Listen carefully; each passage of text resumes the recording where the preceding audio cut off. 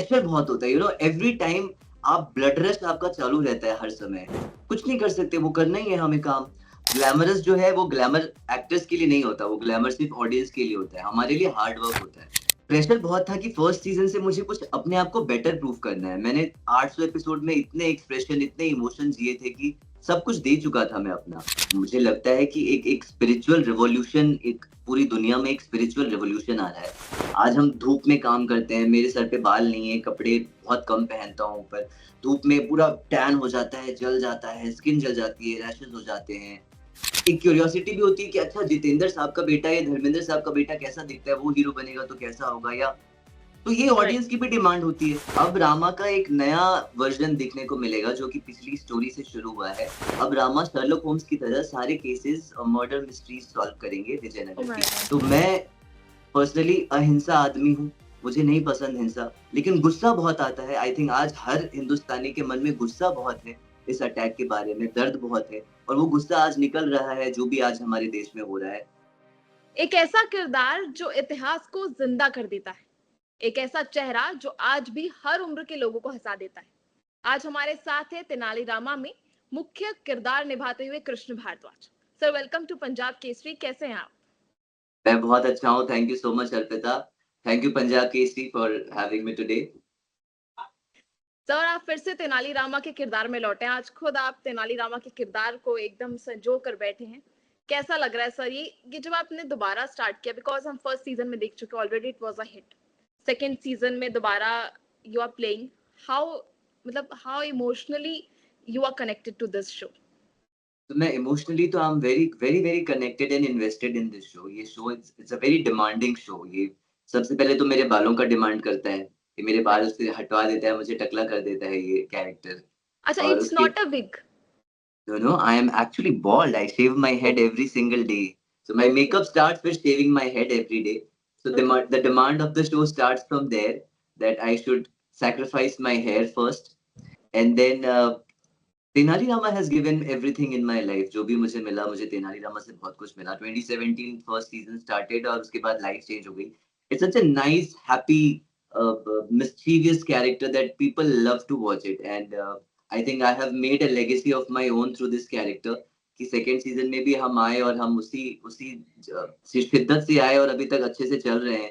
तो मुझे हर बार तेनाली रामा करके बड़ा अच्छा लगता है। It's like coming back home. It's like coming back to your childhood कि मैं फिर से बच्चा बन जाता हूँ और तेनाली प्ले करने लगता हूँ। अच्छा, पहले सीजन की सफलता के बाद आपको ऐसा लगा कि थोड़ा प्रेशर फील हुआ कि सेकंड सीजन करना है, पहले की तरह खरा उतरना पड़ेगा, तो थोड़ा प्रेशर फील हुआ सेकंड सीजन में? यस, यस, बिल्कुल, और वो pressure I think her actor को बहुत फ़ील होना चाहिए, क्योंकि वो प्रेशर एक एक्टर को पुश करता है अपना एक्स्ट्रा एफर्ट देने के लिए।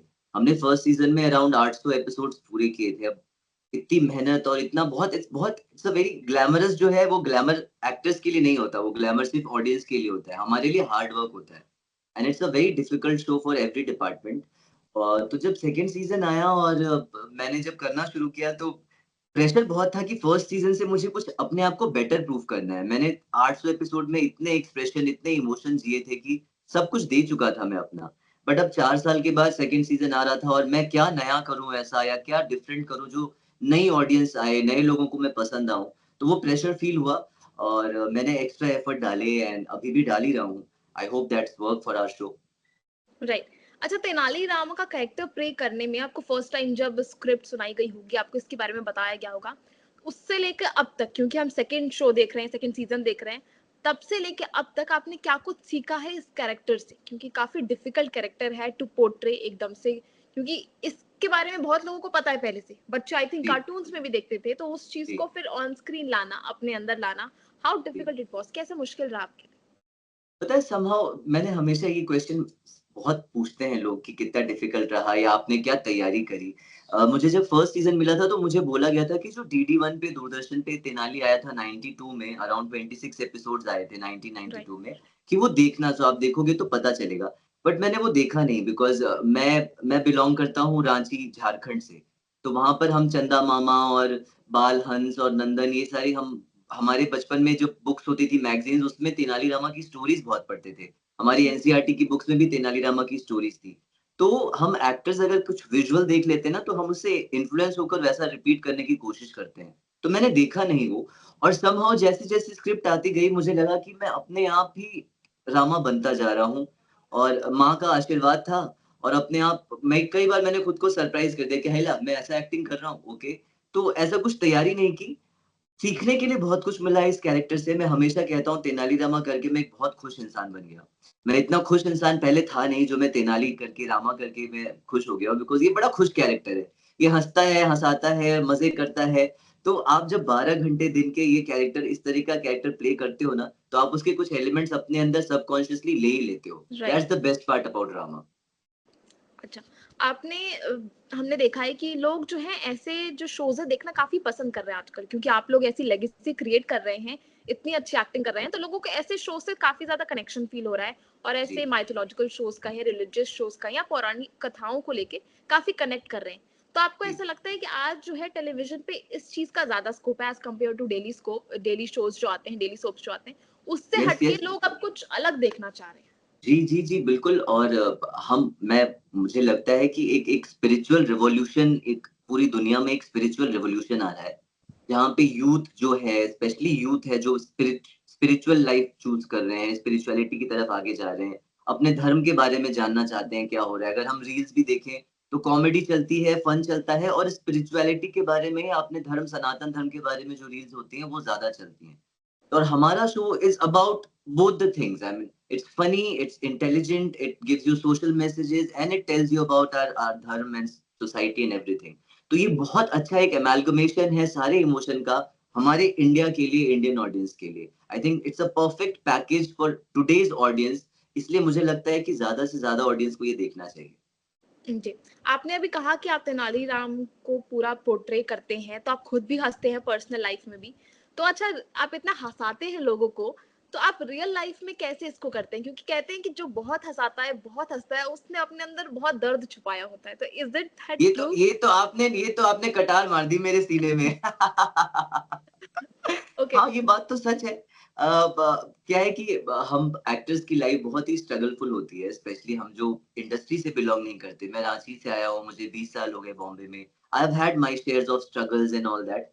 उसको ग्लोरीफाई नहीं करने की ज़रूरत है, बट वो स्ट्रगल से जो पेन और दर्द, जो ट्रॉमा हम अपने अंदर झेलते हैं, आई गेस उस ट्रॉमा ने, उस पेन ने before Tenali first season I was in a very bad state. तो वो जो पेन था ना, उस एनर्जी को मैंने चैनलाइज़ किया एक हैप्पी एनर्जी में, जो कि रामा के थ्रू सामने निकला। सो इमोशन ही है, आप उस इमोशन को आँसू से दिखाएँ या उस इमोशन को आप हँसकर दिखाएँ। तो वो इमोशन मैं हँसकर दिखा देता हूँ और आँसू अंदर पी लेता हूँ, तो बड़ा मज़ा आ जाता है। तो वो एनर्जी चैनलाइज़ हो जाती है। क्या बात है! तो आप खुद भी हँसते हैं और दूसरों को भी हँसाते हैं, वो काफ़ी अच्छा लगता है और लोगों को काफ़ी ज़्यादा पसंद है।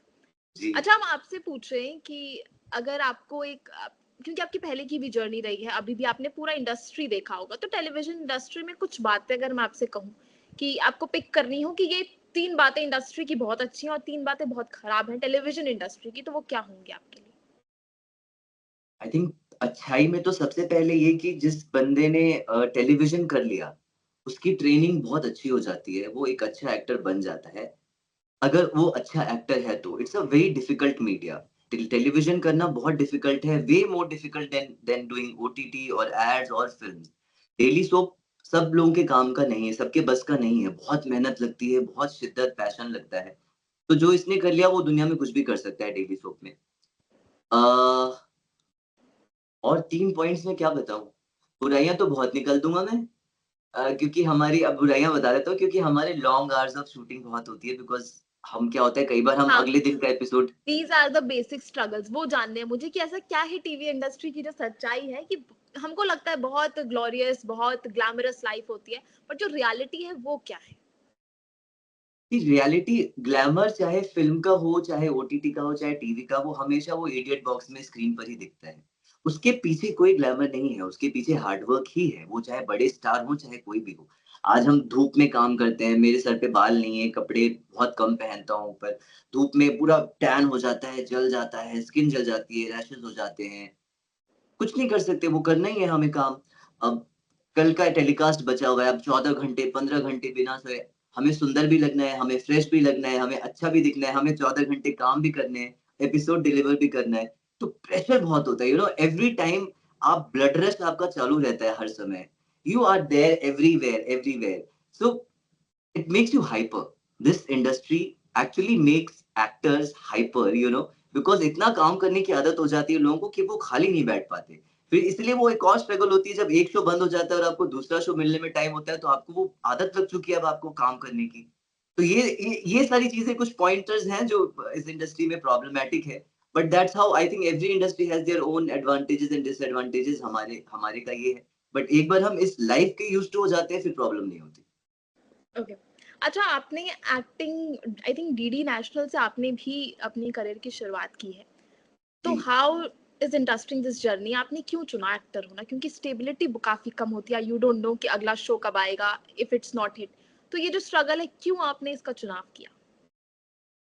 क्योंकि मुझे और कुछ आता नहीं दुनिया में करना। Okay. I am good for nothing else. हमारे में कहते हैं ना, भगवान आपको एक टैलेंट देकर भेजता है, हाथ-पाँव देकर भेजता है और एक टैलेंट तो देकर भेजता है, आपको मालूम होना चाहिए वो टैलेंट क्या है। मैं इस मामले में अपने आप को लकी मानता हूँ, फॉर्च्यूनेट मानता हूँ कि मुझे बचपन में ही ये पता चल गया था कि मुझे एक्टर बनना है।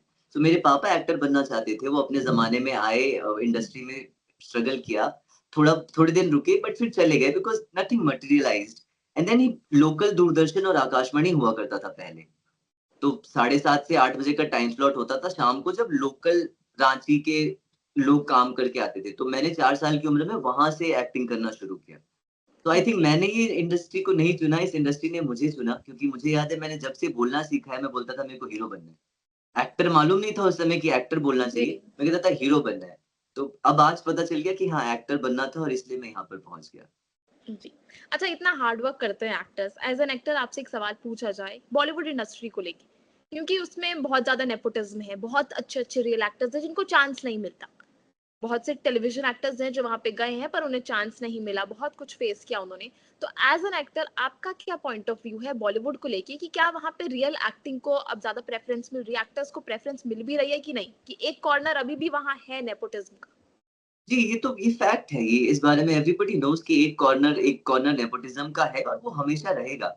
ये वही बात होती है कि मोस्टली डॉक्टर का बेटा डॉक्टर बनता है, माली का बेटा माली बनता है, नॉन इंजीनियर का बेटा, ये हम जिस परिवार में पलते हैं, हम वही बनना चाहते हैं क्योंकि हमने वही देखा है। तो कहीं न कहीं एक पॉइंट के बाद जाकर मुझे ये नेपोटिज़्म उतना गलत नहीं लगता। ए हाँ, उतना गलत नहीं लगता बिकॉज़ ये this is the tradition that we have always followed कि हमारी फैमिली, हमारे जनरेशन में जो है। ऑल्सो हमारी इंडियन ऑडियंस जो है वो सिनेमा से बहुत जुड़ी हुई है। एंटरटेनमेंट के नाम पर हमारे पास क्रिकेट और बॉलीवुड 2 ही चीज़ें होती हैं। तो ये एक क्यूरियोसिटी भी होती है कि अच्छा, जितेंद्र साहब का बेटा या धर्मेंद्र साहब का बेटा कैसा दिखता है, वो हीरो बनेगा तो कैसा होगा, या तो ये राइट। ऑडियंस की भी डिमांड होती है। तो अभी आई थिंक वो चेंज हो रहा है, एक सर्कल जहाँ पे कुछ लोग नेपोटिज़्म के अगेंस्ट है, कुछ लोग साथ में हैं। It's all a ball game of the Bollywood. I am not in against और फेवर, मुझे कभी सही भी लगता है, कभी गलत भी लगता है। बट इस चक्कर में बहुत सारे रियल टैलेंट जो है वो पीछे भी रह जाते हैं। राइट। तो इसका कोई मुझे उपाय या सॉल्यूशन नहीं दिखता। तो 2 तरीके के काम हो रहे हैं, एक जो कमर्शियल काम होते हैं जिसमें सारे स्टार्स लोग आते हैं, और एक जो इंडिपेंडेंट फ़िल्में बन रही हैं जहाँ पे रियल टैलेंट बनते हैं, वो फ़िल्में भी आजकल ज़्यादा बन रही हैं, व्हिच इज़ अ जी। Very good thing and I would like to promote such films more and more. Okay. अच्छा, अब सेकंड सीज़न के साथ आए हैं तेनालीरामा में, बैक टू तेनालीरामा। शो में अब इस बार क्या नया आप सोच रहे हैं और क्या कुछ नया ऑडियंस को देखने को अब मिल सकता है, इस तो स्टेज से अब आगे बढ़? तो अब रामा का एक नया वर्ज़न देखने को मिलेगा जो कि पिछली स्टोरी से शुरू हुआ है। ये है शर्लक होम्स की स्टोरी। सो रामा जो अब तक इतना तीव्र बुद्धि, इंटेलिजेंट और सारे केसेस सॉल्व करता था, अब रामा शर्लक होम्स की तरह सारे केसेस और मर्डर मिस्ट्रीज़ सॉल्व करेंगे ओह विजयनगर माय की, गॉड! बिकॉज़ महाराज ने उनको चंद्रवेशी गुप्तचर घोषित किया है। तो मैं हूँ शर्लक होम्स और हमारे साथ आए हैं एक न्यू एक्टर कुणाल कपूर, वो वॉटसन हैं। तो हमारी एक टीम है, रामा और लक्ष्मण की जोड़ी। अब हम सारे केसेस सॉल्व करेंगे और ये एक बहुत ही फ्रेश चेंज है, जो मुझे पर्सनली करने में बड़ा मज़ा आ रहा है। तो this is a new fresh change for audience also, जो जैसा फीडबैक हमें सोशल मीडिया पे मिल रहा है, they are loving the duo of Rama and Lakshman solving the cases. तो या ये नयापन है जो आप लोगों को ज़रूर देखना चाहिए और बहुत मज़ा आएगा। जी। तो इस बार हमारे पास थ्रिलर भी है, कॉमेडी भी है, हमारे पास ओह येस! तेनालीरामा भी है, एक रॉ एजेंट जैसे हमारे शरल होम्स भी येस। हैं, जो और केसेस और 16th सेंचुरी के रॉ एजेंट्स कैसे होंगे, वो क्या होते थे, करेंगे, राइट, हमने राइट, आज के ज़माने का तो एडवांस सब देखा है। देखा लेकिन है। उस ज़माने में जब फिंगर टिप्स के फिंगरप्रिंट्स भी नहीं समझ सकते थे, उसमें कैसे आप I mean it's a very fresh show for the Indian television right now क्योंकि टीवी पे राइट, ऐसा राइट। कभी कुछ नहीं दिखाया गया है कि 16th सेंचुरी के 2 जासूस कैसे केसेस सोल्व सॉल्व कर रहे हैं। Which is a right, brilliant idea. क्या बात है। सो इंटरेस्टिंग टू नो कि इस बार कुछ नया आने वाला है क्योंकि टेलीविजन में वो ही पूरा ट्रेडिशनल चलता है, लेकिन ये आई जो नो। मैंने सुना लिटरली इज समथिंग न्यू और आई थिंक हमारी यस, ऑडियंस को भी देखना चाहिए ज़रूर कि 16th सेंचुरी में ये जासूस बिना टेक्नोलॉजी के कैसे पता लगाएँगे कि ये मिस्ट्री कैसे सॉल्व होने वाली है। दैट इज़ सो जी। इंटरेस्टिंग। मैं खुद देखने वाली हूँ कि भैया कैसे थैंक यू। सॉल्व करेंगे cases. Okay. So thank you so much Krishna Bharadwaj, आप हमारे साथ जुड़े और हमारे को इतना अच्छे से ब्रीफ किया अपने सब कुछ। Thank you so much. एक लास्ट क्वेश्चन मैं आपसे पूछना चाहूंगी इस कॉन्टेक्स्ट से थोड़ा सा बाहर, if you are gonna answer this. जैसे एक पहलगाम अटैक हुआ, टेरर अटैक हुआ, उसको लेकर जी। आपका क्या रिएक्शन था? उसके बाद हमारी जो सरकार है उसने मॉक ड्रिल घोषित किया था और आज एयर स्ट्राइक कर दी पाकिस्तान पे। उसको लेकर अगर आप दो शब्द कहना चाहेंगे तो वो क्या होंगे? यार इस बारे में बहुत सब पूछते भी हैं कि आप क्या कहना चाहेंगे? इस बारे में मैं वही कहना चाहूँगा जो हर हिंदुस्तानी कहना चाहता है, जो हर भारतीय कहना चाहता है। जो अटैक्स, जो हिंसा ये सब जो होती हैं, ये हम तो हमारे धर्म में तो ये सब होता भी नहीं था पहले कभी या होता भी था तो महाभारत, रामायण ये सब हमने सुन-सुन कर आगे बढ़े हैं और परशुराम और ये सब हमने देखा है जो जो लड़ते थे और अपने धर्म के लिए लड़ते थे, पर हमारे धर्म में हमें लड़ना नहीं सिखाया गया। दूसरे धर्म में उनको क्या सिखाया गया है ये उनकी प्रॉब्लम है। हमारे धर्म में हमें लड़ना नहीं सिखाया गया, धर्म की रक्षा करना सिखाया गया है। लेकिन धर्म की रक्षा आप शांति से भी कर सकते हैं, अहिंसा से भी कर सकते हैं। लेकिन जहाँ हिंसा की ज़रूरत पड़ती है वहाँ हिंसा करो, ये तो गीता में भी लिखा है, ये कृष्ण भगवान ने भी कहा है। अब वो इंटरप्रिटेशन हम कैसे करते हैं ये हम पर डिपेंड करता है। तो मैं पर्सनली अहिंसा आदमी हूँ, मुझे नहीं पसंद हिंसा, लेकिन गुस्सा बहुत आता है। आई थिंक आज हर हिंदुस्तानी के मन में गुस्सा बहुत है, इस अटैक के बारे में दर्द बहुत है और वो गुस्सा आज निकल रहा है, जो भी आज हमारे देश में हो रहा है और कहीं न कहीं ये सही भी लगता है, इस तरीके की चीज़ें, इस तरीके के एक्शन होने चाहिए। And I am with the government in this and I really like it.